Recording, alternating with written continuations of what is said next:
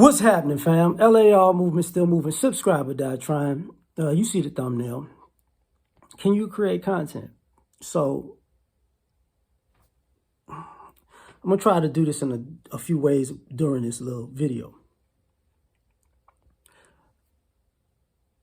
When you get on social media, you see a lot of people on social media, but do you actually see any content that may be helpful to your life? So if you're a person who feels like you have something to say and you feel like people are going to not listen to you because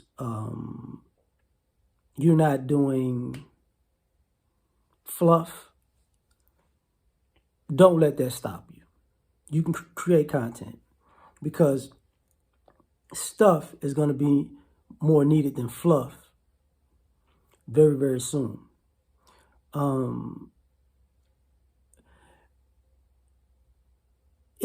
When you see people who are creating fluff,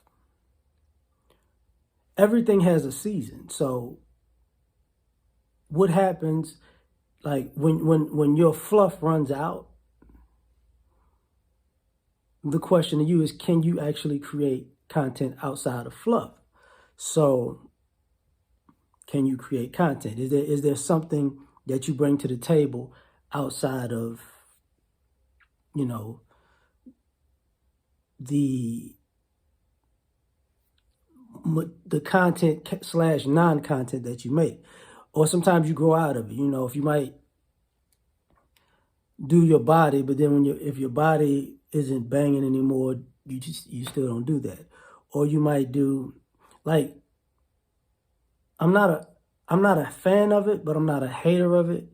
Like people who do reaction videos, what happens when the reaction wave dies down? Can you create content outside of reacting to other people's content? There's a question. The other reason I asked this question is, and part of that is,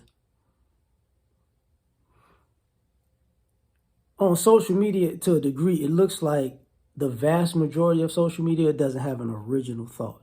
Now, there's nothing new under the sun. I get that. But everybody has a different life and a different life experience. We all have similarities. That's why everybody has a demographic or group, right? So can you communicate your unique experiences? Or do you even want to? Like, if you don't want to, I get it. But if you do want to, I think you should.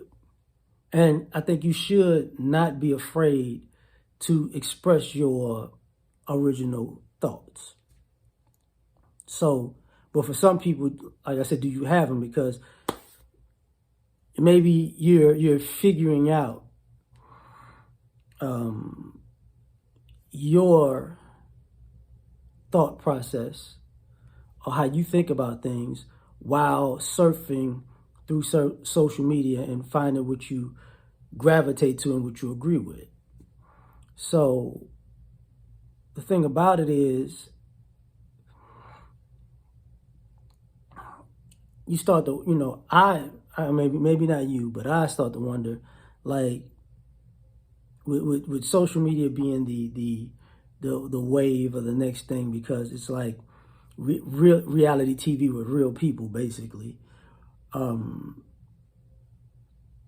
What are you're putting your mark on the world visually.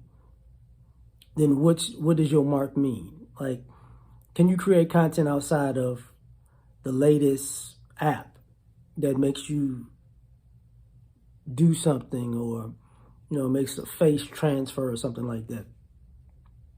Like, you might go viral at that, but what do you do without the app? Who are you without the app? And it might be a fishbowl social experiment, but also it might be something to timestamp your growth as a human being. Because, can you